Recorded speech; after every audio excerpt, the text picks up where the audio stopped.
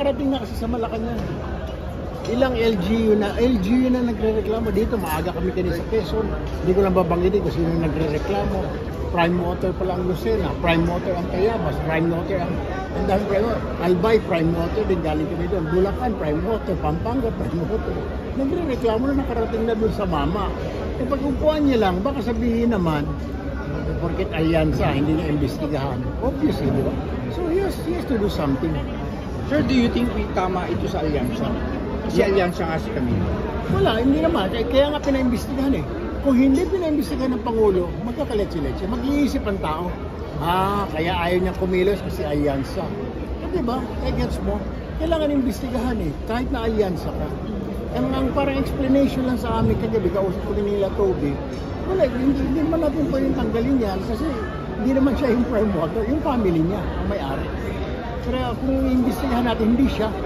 So sabi ko, ano sasabihin natin sa tao? Sinasabi niya sa akin, work pa rin siya. Eh yung dahil in-endorse siya ng kabila, sabi naman na, lahat naman eh, di ba, every elections may mga common candidate. Bakit hindi pwede mag-apply sa election ngayon? Di ba na may common candidate? Bakit magagalit? Bakit alisin siya sa alyansa? Hindi.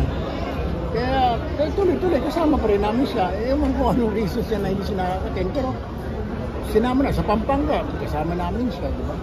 Nag-usap na po ba kayo ni Representative Villar since all these things, Nung happened? huli kami nakita, nung sa Pampanga rally namin, tapos yun lang, hi, hello. Yeah. Pero yung sa Prime Water, hindi. Kasi hindi niya rin masasagot yun because family business nila yun eh. Siguro tanungin yung mag-asawa, si Senator Manny, si Senadora Cynthia. But sir, you point out it's a family business at the end of the day. If Representative Villar makes it to the Senate, hindi po ba magiging conflict of interest yun considering, obviously the Senate oversees so many things? Kasi ang nangyari kasi sa family business yun eh. I mean, it's not her eh. Yeah. Prime Water is not Camille. It's Villar, oo. Pero I don't know, siguro. Kasi nakakonect na sa family niya, kaya kailangan kastiguhin siya. Unfair din naman nakastiguhin siya. Pero kailangan imbestigahan ng administrasyon.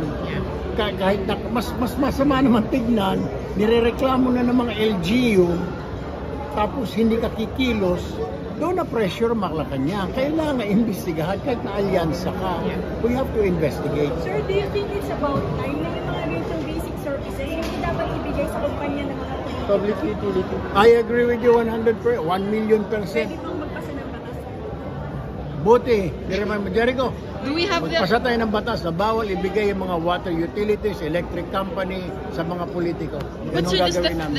does the country have money to handle that, to absorb yung...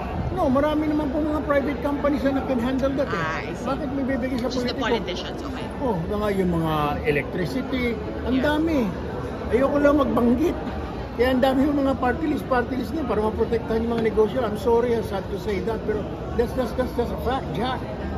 Kaya nakakainis eh, wala kang magawa. Yung sinasabi, ba't di ka nagsasalita? Ay ngayon, paakit tayo ng Senado, magsasalita na ako. I'll keep on talking. Mali ka eh, di ba? You have to pay for that, di ba? Palpak yung kumpanya mo, bakit hindi ka usigin? Dapat usigin ka, dapat pagalitan ka, parusahan ka. Hindi rin in this case naman, bakit mga parusahan yung kasama namin?